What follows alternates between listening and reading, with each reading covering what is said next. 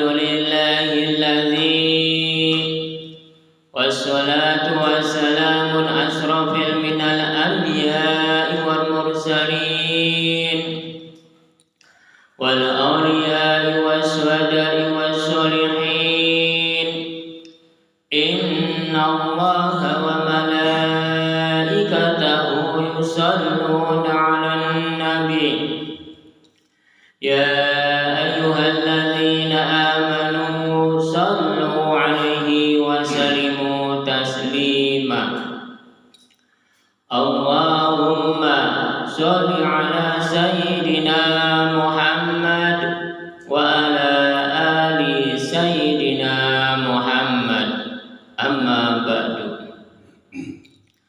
Para bapak dan para saudara-saudara yang saya hormati,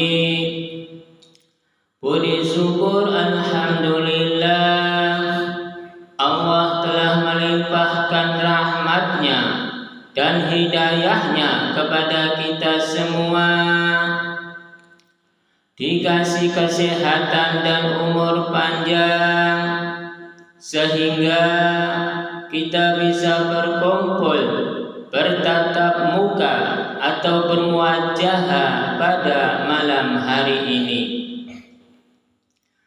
Marilah kita bersama-sama bersolawat serta salam kepada junjungan Nabi kita Muhammad sallallahu alaihi wasallam.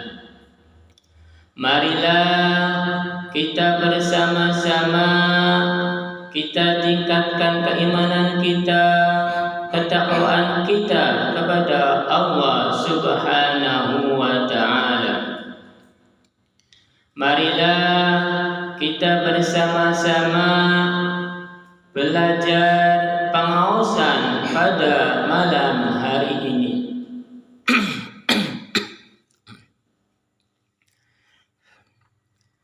Minggu yang lalu membahas surat Al-Ikhlas sampai selesai. Sekarang dilanjutkan ke dalam surat Al-Lahab. Bismillahirrahmanirrahim. Tabbat yada abi lahabin wa tabb, ma aghna anhu maluhu wa ma kasab, sayasla naran dhatal lahabin wa imra'atuhu hammalatal hatab, fi jidha hablum min masad.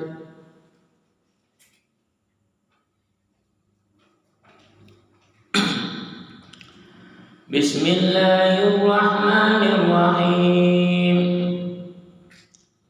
Dengan nama Allah yang Maha Pemurah lagi Maha Penyayang. Tabbat yada abi lahabin wa tabb.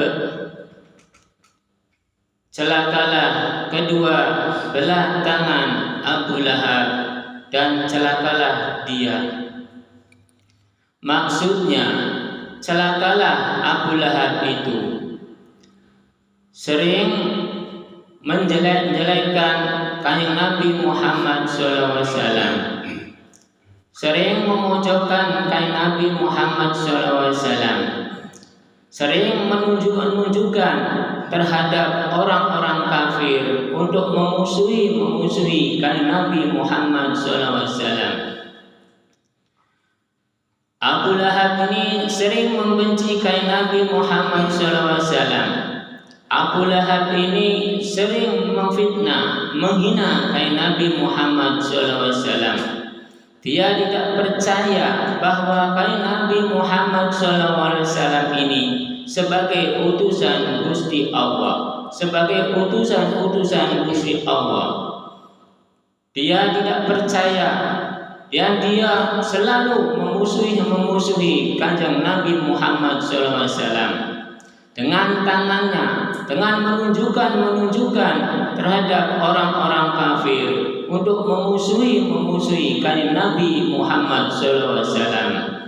Jadi cilakalah Abu Lahab ini karena telah memfitnah, telah membenci, telah memusuhi kanjeng Nabi Muhammad SAW dengan caranya menunjukkan untuk memusuhi orang-orang kafir, untuk memusuhi kanjeng Nabi Muhammad SAW. Jadi cilakalah Abu Lahab ini dengan kedua tangannya menunjukkan terhadap orang-orang kafir untuk memusuhi kanjeng Nabi Muhammad SAW. Di dalam huruf Tasjid Jabarta ing perjalanan tuntunan manusianya,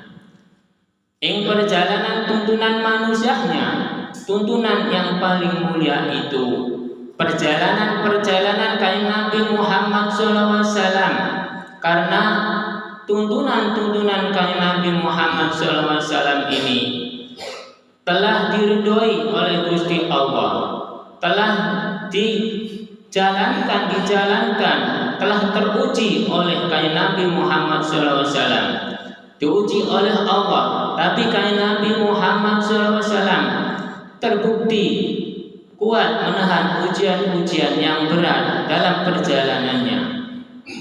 Karena perjalanan tuntunan manusia itu sangat berat. Karena tuntunan itu butuh keyakinan, butuh pedoman, butuh keimanan, dan butuh keyakinan dalam dirinya. Karena tuntunan manusia itu bermacam-macam ragam. Ada yang baik, ada yang buruk, ada yang tidak baik, dan ada yang tidak mulia. Ada yang mulia, ada yang baik, ada yang benar, ada yang bagus. Jadi tuntunan manusia itu bermacam-macam ragam. Kalau tuntunan perjalanan kanjeng Nabi Muhammad SAW sudah dipastikan yang paling benar tuntunannya. Tapi tergantung manusianya memedomi atau tidak, memegangi atau tidak, dijalankannya atau tidak. Karena manusia itu banyak tuntunan, karena tuntunan dalam manusia itu bermacam-macam ragam. Tergantung keyakinan manusia, karena hidup di alam dunia ini banyak tuntunan. Ada tuntunan dari Islam, ada tuntunan dari Kristen, ada tuntunan dari orang Buddha, ada tuntunan dari orang Hindu, dan ada tuntunan yang lain, yaitu keyakinan yang lain.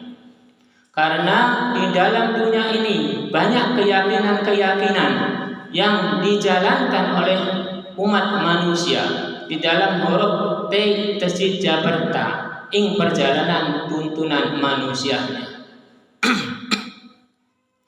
Lalu dilanjutkan dengan huruf B mati Jabarba.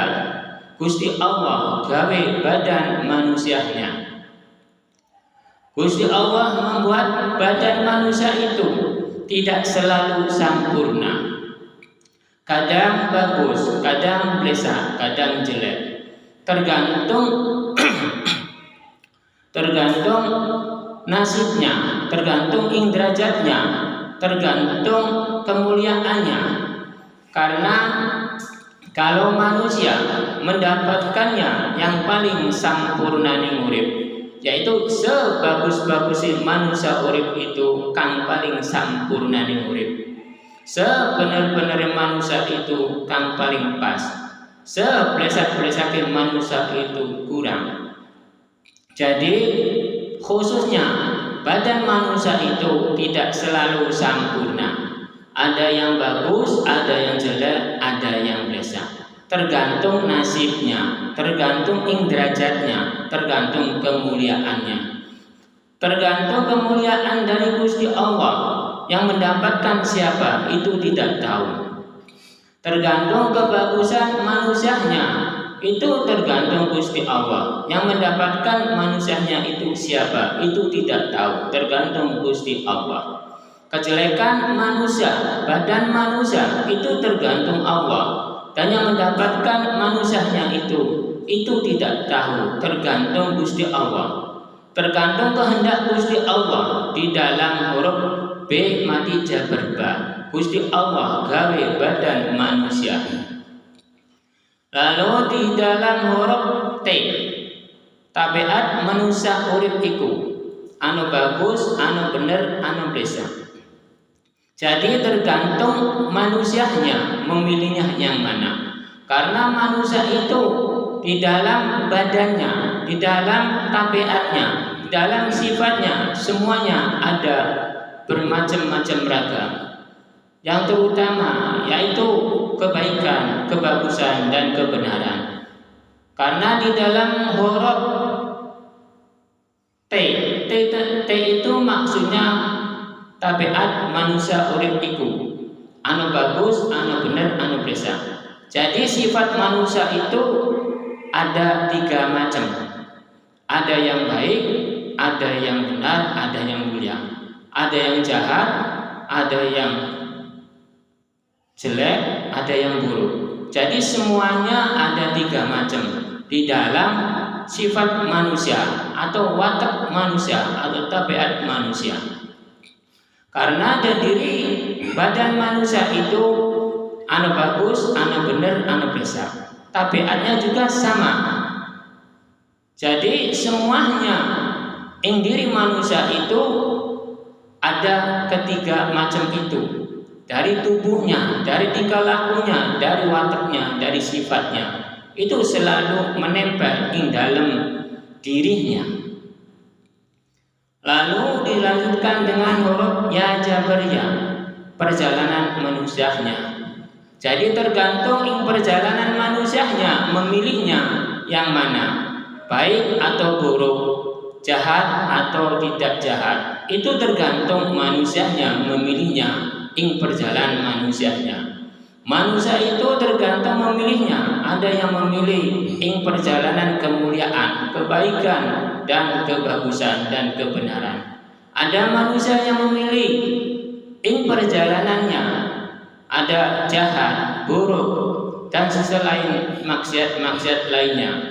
Karena di dalam kejahatan, di dalam kebenaran, di dalam kebagusan, dan di dalam kebaikan dan kemuliaan atau kejahatan, itu semuanya manusia itu tergantung manusianya memilihnya. Karena di dalam huruf ya jabariyah, perjalanan manusianya.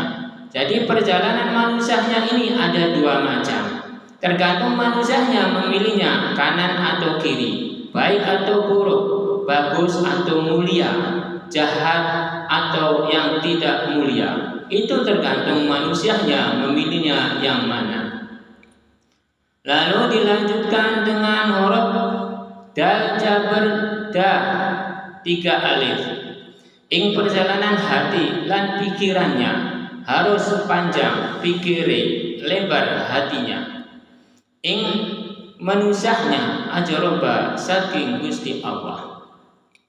Jadi dalam hati, dalam pikiran, dan dalam laku langkah itu harus memegangnya ke Allah. Di dalam huruf da jabarda ajaroba saking Gusti Allah manusianya. Jadi manusianya ajaroba saking Gusti Allah. Karena dalam hati, dalam pikiran, dalam perjalanan itu tergantung manusianya. Kalau manusianya memilihnya ajaroba saking Gusti Allah, pendiriannya pasti kuat, pedomannya pasti kuat, dan keyakinan pasti kuat. Tapi kalau tidak menjalankannya ajaroba saking Gusti Allah, lalu dilalaikan, lalu yang lain mengambilnya, pasti tergodalah manusianya itu. Karena manusianya ajaroba saking Gusti Allah. Maksudnya manusia itu harus ingat Allah, harus ingat Sang Pencipta. Karena Sang Pencipta itu di atas segala-galanya. Lalu dilanjutkan dengan huruf lam jabarlah, maknanya jalan. Gusti Allah mengasih jalan terhadap makhluk-makhluknya, terhadap cipta-ciptaannya yang lebih utama, yaitu manusia. Karena manusia itu makhluk ciptaan-ciptaan Gusti Allah yang dimuliakan oleh Gusti Allah, yaitu Nabi Adam alaihi salam, lalu turunan-turunan sampai ke kita semua. Berarti saya sebagai manusia berarti dimuliakan oleh Gusti Allah. Jadi Gusti Allah mengasih jalan terhadap umat manusia. Jadi manusia itu tergantung memilihnya jalan yang mana, jalan kebaikan atau jalan keburukan. Karena manusia itu bermacam-macam jalan. Karena manusia itu terciptanya dari 4 inti. Dari tanah, dari api, dari cahaya, dari nur. Kalau inti tanah nafsu, kalau inti api amarah, kalau inti cahaya kebaikan, kalau inti nur kebijakan. Jadi manusia itu mempunyai 4 inti. Jadi jalan-jalan manusia itu banyak, tergantung manusianya memilihnya yang mana. Karena jalan-jalan itu ada yang jalan menuju ke alam dunia, ada yang menuju ke dalam kubur, ada yang menuju ke dalam akhirat. Jadi semuanya jalan-jalan itu udah dibentuk oleh Gusti Allah, tergantung perjalanan manusianya. Huruf haja berha maknanya akhirat. Jadi Gusti Allah mengasih jalan terhadap umat manusia untuk menuju jalan akhirat. Jadi jalan akhirat itu manusianya harus menjalankannya kebaikan, kemuliaan dan kebenaran dan kebagusan dalam dunianya. Entar manusianya itu dalam perbuatan dalam dunianya, entar mendapatkan pembalasannya di akhirat nanti oleh Gusti Allah. Kalau perbuatannya kebaikan, kebenaran, kebagusan dan kemuliaan dalam dunianya, pasti sudah dipastikan dalam akhirat mendapatkan kenikmatan. Jadi manusia itu tergantung mengambilnya yang mana, perjalanannya menuju dalam akhirat dan menuju ke dalam dunia. Karena jalan dunia juga ada, jalan akhirat juga ada. Jadi tergantung manusianya perjalanan dalam dunianya. Karena kunci segala sesuatu manusia itu dalam dunia semua, bukan dalam kubur, bukan dalam akhirat, bukan dalam alam maksar, alam pertimbangan atau alam surga neraka. Semuanya terkuncinya adanya di dalam dunia. Huruf B tasjid tangwan jaribin perjalanan bikinan manusianya. Jadi Gusti Allah membuat makhluk yang namanya manusia itu supaya makhluk-makhluk Gusti Allah yang diciptakan di alam dunia ini banyak. Tapi yang paling dimuliakan oleh Gusti Allah itu adalah manusia. Jadi manusia itu harus ada pulang terimanya terhadap Gusti Allah. Jadi manusia itu harus ada pulang terimanya terhadap Gusti Allah. Lalu Gusti Allah telah mengutus seluruh nabi-nabi di dalam dunia ini. Lalu mengutus nabi 1, 2, 3 sampai selanjutnya, sampai yang paling terakhir, yaitu kayak Nabi Muhammad SAW. Lalu kayak Nabi Muhammad SAW lalu dikasih tugas oleh Gusti Allah, yaitu dalam sholat 50 waktu, lalu jadinya 5 waktu. Lalu Gusti Allah menugaskan kayak Nabi Muhammad SAW, hai Muhammad, aku angkat kamu menjadi seorang nabi dan seorang rasul. Jadi kamu aku tugaskan untuk menjalankan 50 waktu. Lalu kayak Nabi Muhammad SAW menerimanya dengan keikhlasannya. Iya Gusti. Lalu kayak Nabi Muhammad SAW bertanya terhadap Gusti Allah, "Ya Gusti, Gusti menugaskan saya untuk melakukan ibadah 50 waktu. Apa maknanya, kata Gusti?" Lalu Gusti Allah menjawab, "Hai Muhammad, Gusti Allah telah mengasih terhadap kamu kemuliaan, kesenangan, kebaikan, kenikmatan di dalam dunia ini. Jadi makhluk-makhluk yang ada di dalam dunia ini, khususnya manusia, jadi manusia itu harus ada pulang terimanya saking Sang Pencipta, yaitu Gusti Allah. Jadi kamu aku tugaskan untuk melakukan ibadah dalam 50 waktu." Lalu Nabi Muhammad SAW menerimanya, lalu turunlah, lalu bertemu dengan Nabi Musa. Dengan singkat cerita, lalu dipertanyakan oleh Nabi Musa, "Hai Muhammad, kamu mendapatkan tugas dari Gusti Allah, kamu mendapatkan wahyu apa?" Lalu Nabi Muhammad SAW menjawab, "Saya dikasih tugas oleh Gusti Allah. Saya menjalankan untuk melakukan ibadah 50 waktu." Lalu Nabi Musa, "Hai Muhammad, kaummu kecil, jadi tidak akan mampu untuk melakukan 50 waktu. Jadi kamu harus bermohon kepada Gusti Allah untuk mengurangi, jangan 50 waktu." Lalu Nabi Adam, lalu Nabi Muhammad SAW, lalu berangkat lagi ke langit 7 ke atas.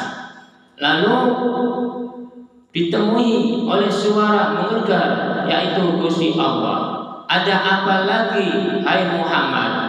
Aku bermohon kepadamu, ya Gusti.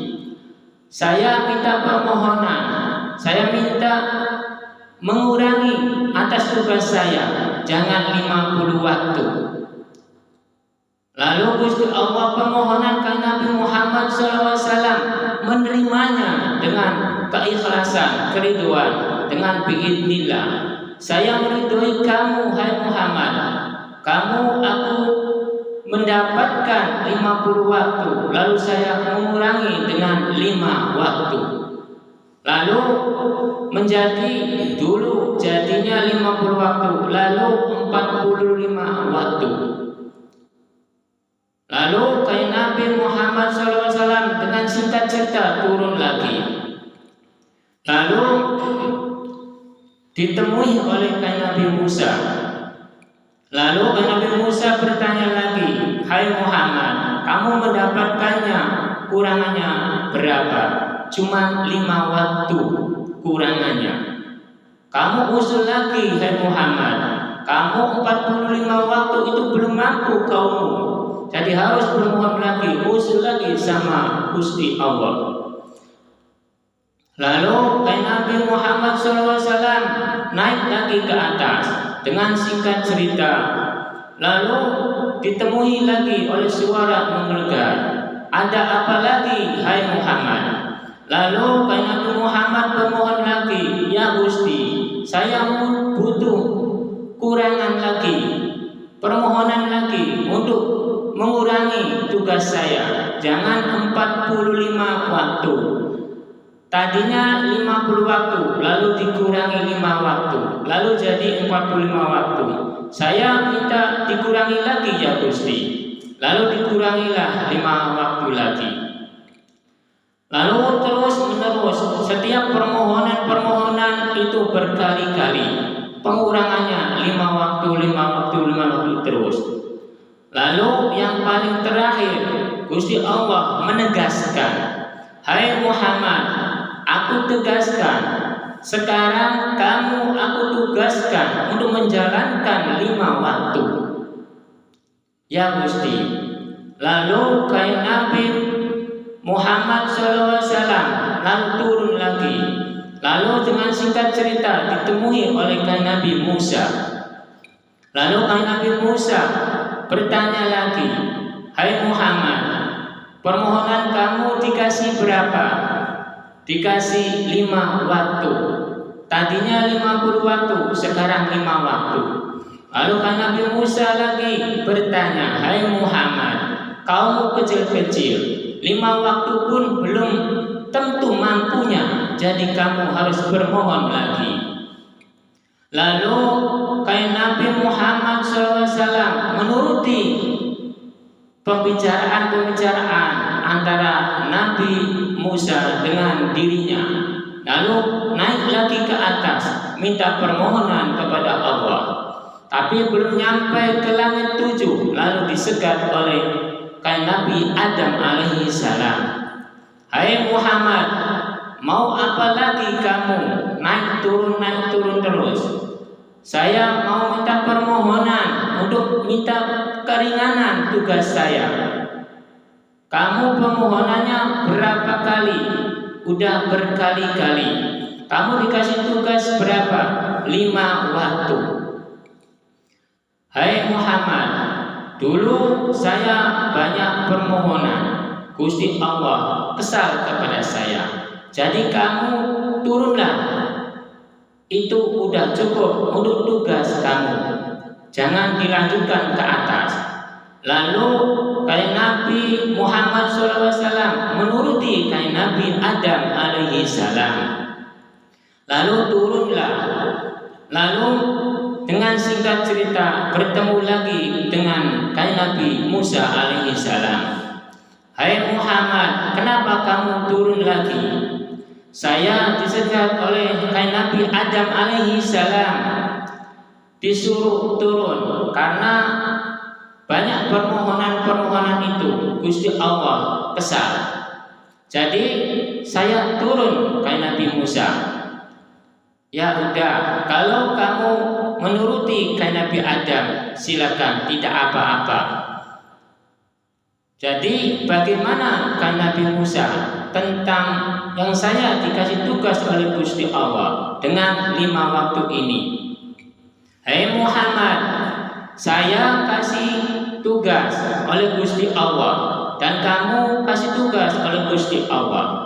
Jadi tugas kamu, tugas aku. Saya tidak mau ikut campur urusan tugas Gusti Allah. Jadi kamu minta pencerahan atau rembukan, rundingan dengan para sahabat, para aulia, tokoh masyarakat. Dirembuklah dengan kaummu. Dengan singkat cerita, kain Nabi Muhammad SAW pulang ke rumah. Lalu para sahabat, para aulia, para tokoh masyarakat udah menunggu di rumahnya. Lalu bertanya terhadap kain Nabi Muhammad SAW. Kain Nabi Muhammad SAW mendapatkan apa dari wahyu Gusti Allah itu? Aku diangkat derajat saya oleh Gusti Allah, seorang nabi dan seorang rasul. Cuman saya dikasih tugas oleh Gusti Allah untuk menjalankan 5 waktu. Tapi saya tidak mengerti tentang 5 waktu ini. Jadi saya minta pendapat dengan para sahabat, para aulia dan para tokoh masyarakat. Jadi saya pasrahkan terhadap para sahabat. Lalu para sahabat dikasih tugas oleh kain Nabi Muhammad SAW. Lalu kain Nabi Muhammad SAW menunggu rembukan atau rapat yang dilakukan oleh para sahabat, para aulia dan para tokoh masyarakat itu. Lalu para sahabat, para aulia, para tokoh masyarakat lalu mendekati kain Nabi Muhammad SAW. Ya Nabi, saya udah rembukan terhadap para aulia, para sahabat, para tokoh masyarakat, dan disetujui bahwa di dalam 5 waktu itu didirikanlah Islam ya Gusti. Lalu kain Nabi Muhammad SAW, apa itu Islam? Para sahabat, para aulia, para tokoh masyarakat. Dari 5 waktu itu didirikanlah Islam. Islam itu terdirinya dari sholat, dari ibadah. Jadi terdirilah Islam itu dari sholat, yaitu isya, subuh, luhur, asar, maghrib. Jadi perintah-perintah Gusti Allah itu di dalam 5 waktu itu. Jadi terdirilah Islam. Islam itu terdiri dari isya, subuh, luhur, asar, maghrib. Dan 5 waktu itu pulang terimanya saking Gusti Allah manusianya. Dikasih kesehatan, dikasih umur panjang, dikasih kesenangan, dan dikasih kebutuhan-kebutuhan yang dikebutuhan oleh manusia. Lalu Gusti Allah mengabulkan. Jadi isi sholat 5 waktu itu adalah pulang terimanya saking Gusti Allah. Kalau ada orang yang tidak melakukan ibadah sholat 5 waktu, berarti manusia itu kurang baik, kurang bagus, kurang benar. Berarti manusia itu harus melakukannya sholat 5 waktu itu, supaya manusia itu baik, bagus, benar, mulia ing perjalanannya. Kalau tentang dosa atau faidah, pahala, derajat, dan yang lain-lainnya, itu Gusti Allah yang menentukan, bukan manusia. Karena tentang ibadah apapun, yaitu di dalam hablum minallah, itu yang menentukan itu adalah Gusti Allah, bukan manusia. Kalau ada orang yang menyatakan, yang meninggalkan ibadah lalu mendapatkan dosa, berarti kurang pas penafsirannya.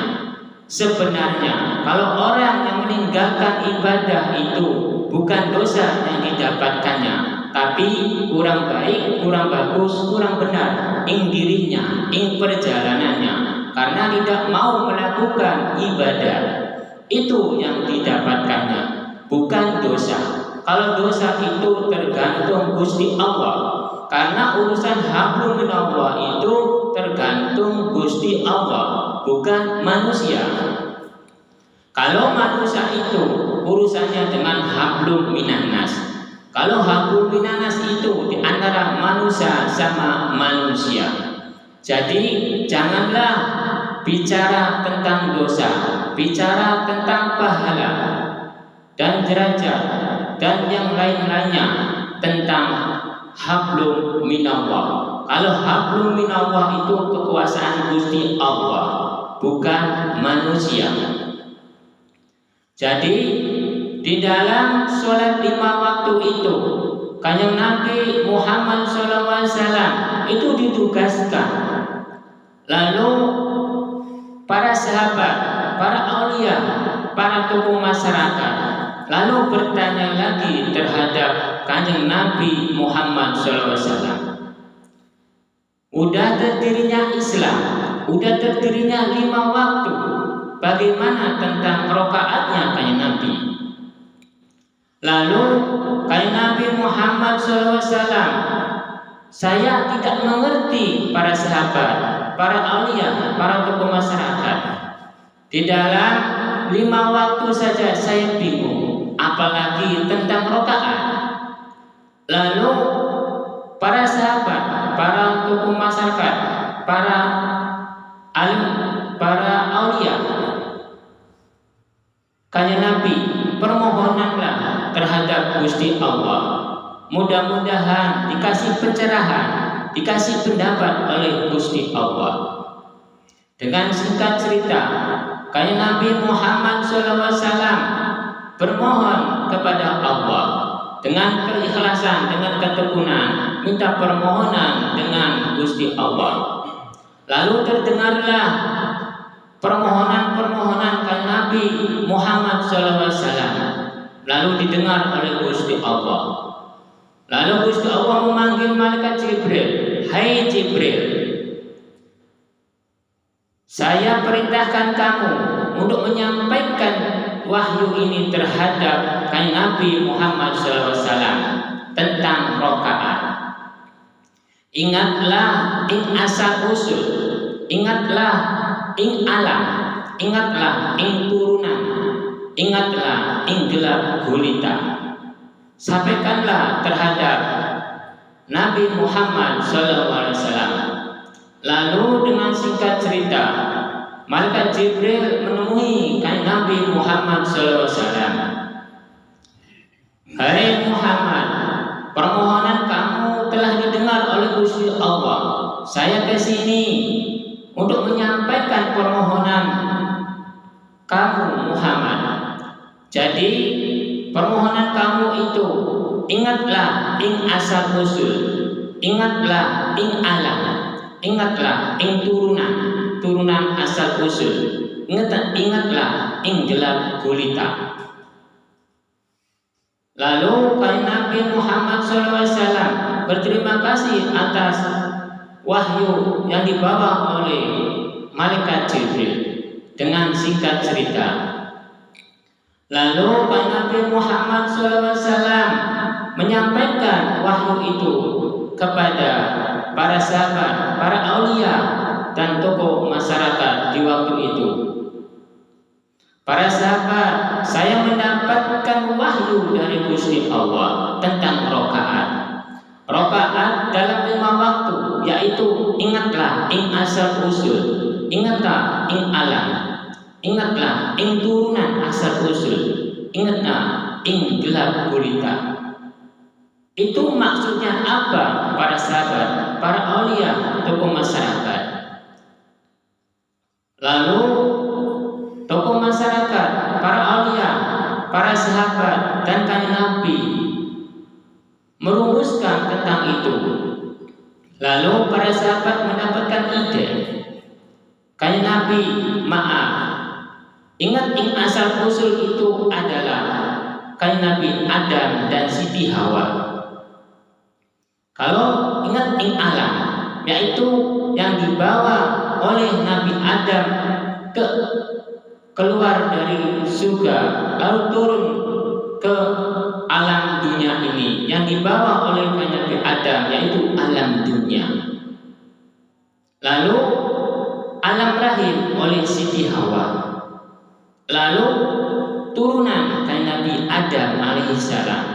Lalu gelap gulita yaitu turunan Nabi Adam alaihissalam. Karena turunan Nabi Adam itu telah meninggal dunia.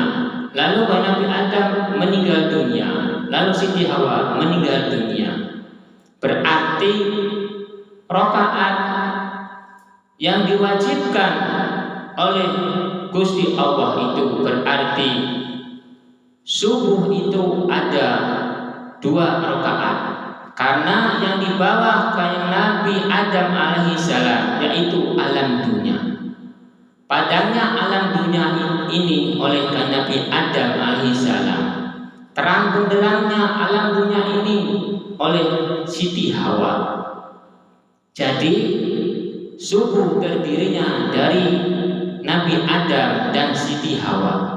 Berarti manusia itu harus patuh sama kedua orang tuanya. Isi di dalam subuh ini adalah Nabi Adam dan Siti Hawa. Lalu luhur itu isinya alam dunia. Lalu dilanjutkan asyar, yaitu isinya alam rahim.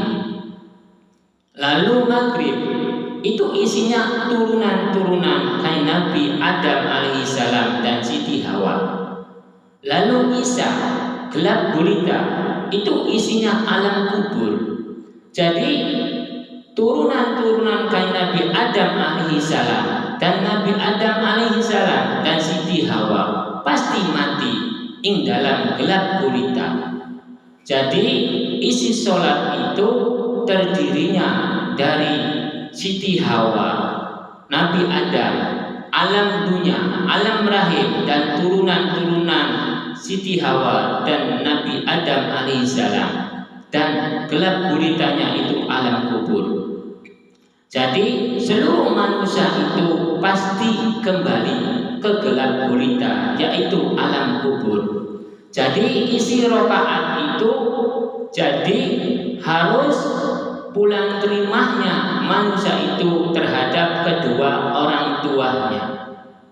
Lalu luhur itu ing alam dunia. Alam dunia dibawa oleh kain Nabi Adam alaihissalam, yaitu padanya alam dunia itu oleh kain Nabi Adam alaihissalam. Jadi harus dijaga, harus dilestarikan alam dunia ini. Lalu asar ini isinya alam rahim.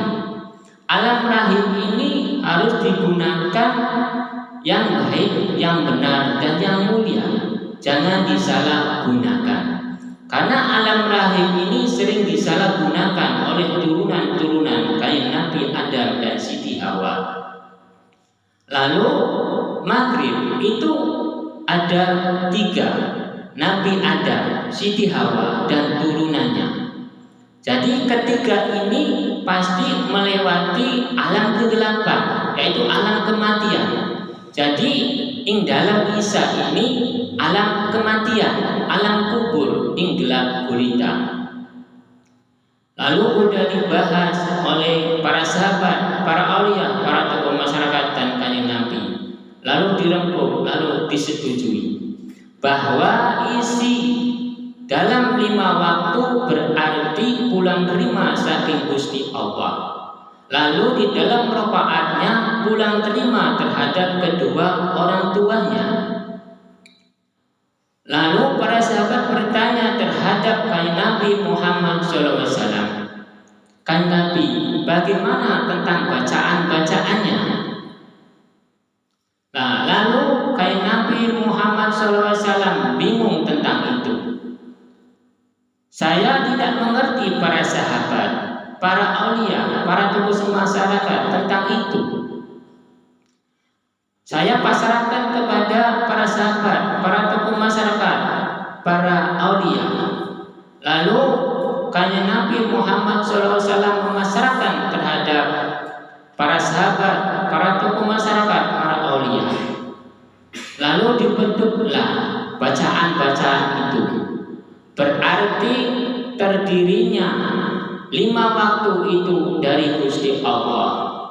Terdirinya rakaat itu dari permohonan-permohonan kain Nabi Muhammad SAW. Terdirinya bacaan-bacaan di dalam 5 waktu itu mendapatkan pasrahan-pasrahan para sahabat, para aulia, para tokoh masyarakat oleh kanjeng Nabi Muhammad SAW. Jadi bacaan-bacaan itu seperti Al-Fatihah atau surat-surat yang lain atau At-Tahiyat itu berarti didirikanlah oleh para sahabat, para tokoh masyarakat dan para aulia. Itu tentang 5 waktu, tentang Islam, tentang rakaat. Lalu dilanjutkan dengan huruf wawu, maknanya lingkungan. Gusti Allah menciptakan lingkungan-lingkungan terhadap manusia. Tergantung manusianya memilihnya lingkungan yang mana. Lingkungan itu banyak. Ada lingkungan kebenaran, ada lingkungan kebaikan, ada lingkungan kemuliaan. Ada lingkungan kemaksiatan, ada lingkungan kejahatan, ada lingkungan keburukan. Jadi tergantung manusianya memilihnya yang mana, lingkungan yang mana. Karena baik buruknya itu tergantung manusia. Gusti Allah tidak menanggung beban apapun. Lalu dilanjutkan dengan huruf T tesis jabarta ing perjalanan tuntunan manusianya. Ing perjalanan tuntunan manusianya itu tergantung manusianya memilihnya tuntunan-tuntunan yang mana. Baik buruknya itu tergantung manusianya. Ing dalam dunia ini banyak tuntunan-tuntunan. Jadi tergantung manusianya memilihnya yang mana. Tapi kalau menurut saya menganut terhadap kain Nabi Muhammad SAW. Pilihlah tuntunan-tuntunan yang diajarkan oleh kain Nabi Muhammad SAW. Karena kain Nabi Muhammad SAW telah diangkat menjadi Rasul oleh Gusti Allah karena dengan kesabarannya. Karena seluruh nabi-nabi itu tidak ada yang mampu menahan kesabaran, menahan amarah.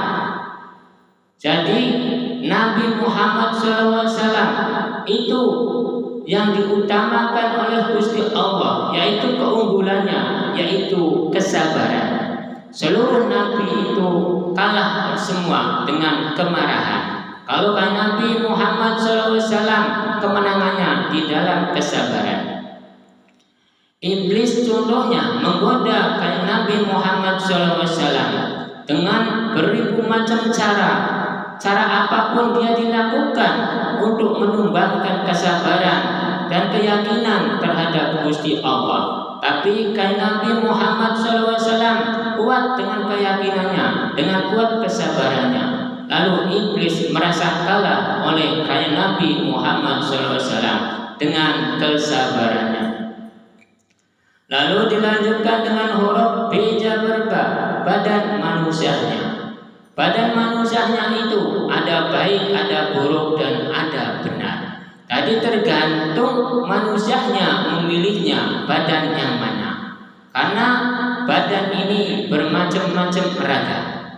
Badan itu badan ing derajatnya, badan ing kemuliaannya, badan ing tahtahnya. Jadi manusia itu ada badan ing derajat, ada badan ing tahta, dan badan kemuliaan. Itu badan-badan itu tergantung manusianya.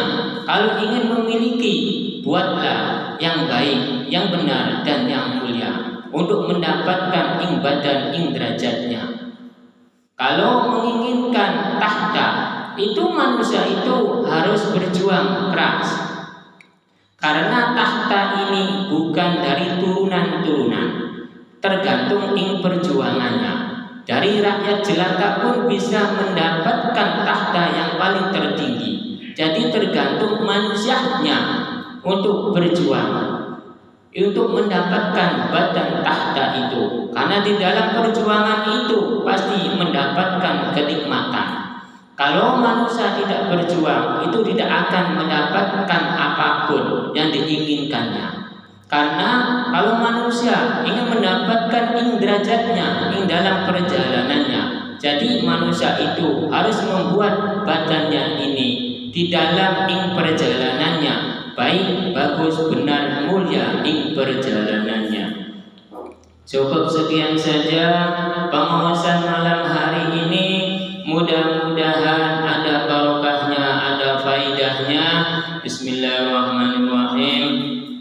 Allahumma salli wa sallim ala sayyidina wa habibina wa syafiina wa karimina wa duhrina wa Muhammad wa sallim wa radiyallahu wa ta'ala rasul ajma'in. Bismillahirrahmanirrahim. Alhamdulillahi rabbil alamin. Hamdan yaghfir wa majida ya rabbana lakal hamdu wa rasul dharik. Allahumma salli wa sallim wa barik ala sayyidina Muhammad salatan tunabna min jami'il ahwal wal afat wa taqna bi ajmal hajat wa taqna min jami'il isyaat wa tarfuna bi indaka ala darajat wa tuqarribuna min fil hayat. Allahumma inni as'aluka mujibati rahmatika fil ghanimah min kulli fawzin jannati wa nazil min fil hisab. Allahumma ighfir lana wa liwalidina kama rabbayana saghira wa li jami'il muslimin wal muslimat wal mu'minina wal mu'minat al ahya'i minhum wal amwat. Allahumma inna nas'aluka salamatan fid din wad dunya akhirah wa afiyatan fil jasad wa ziyadatan fil ilmi wa barakah fi rizqi wa nabatan qabla al maut wa rahmatan indal badal maut. Allahumma hawwin 'alaina fi shagaratil maut wa najina min fadhil hisab. Rabbana la tuzigh qulubana ba'da idh hadaytana wa hab lana innaka antal wahhab. Rabbana atina fid dunya hasanah wa fil akhirati hasanah wa qina adzabannar. Rabbana taqabbal minna innaka antal alimul hakim innaka antal rahim. Wa khususan para jamaah wa umurina wa salamati muradi rizqillah wa umurina wa salamati muradi rizqillah wa umurina wa salamati muradi rizqillah wa sallallahu ala sayyidina Muhammadin wa ala alihi wa sahbihi wasallam. Subhana rabbika rabbil izzati amma yasifun wa salamun ala mursalin walhamdulillahi. Fatihah. A'udzu billahi minasy syaithanir rajim. Bismillahirrahmanirrahim. Alhamdulillahirabbil alamin arrahmanirrahim maliki yaumiddin. Iyyaka na'budu wa iyyaka nasta'in. mustaqim. Shiratal